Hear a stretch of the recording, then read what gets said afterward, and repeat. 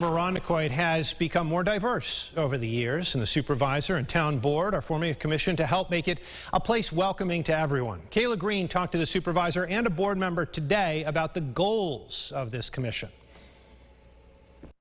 The Irondequoit Town Board and Supervisor Dave Seeley say they want Irondequoit to be welcoming and equitable for everyone who lives here, which is why they've formed the Irondequoit Commission Advancing Racial Equity. Supervisor Seeley says when he was a kid, the number of people of color in Irondequoit was in the single digits. He says the most recent census shows between 20 to 25% of Irondequoit residents are people of color. If we're really going to be a strong organization that represents our town, that's diverse, and also is a diverse organization, we need to start taking bold action, not just bold action that stands in the moment, bold action that has a sustainable impact. He says goals include diversifying the more than 300-person town workforce and implementing implicit bias training for all employees.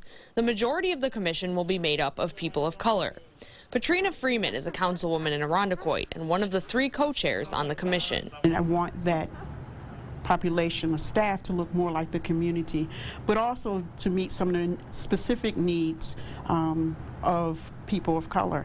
You know, recognize their holidays, recognize their culture, and particularly I'm interested in eliminating what is called the wealth gap between people of color and those of the most dominant population. Freeman says we need to start eradicating racism in our community, and this is an important step. You can't necessarily do that in the world, in our country, and even New York State for that matter. But what we can do is we can do something right here, right now, in our town, in our community.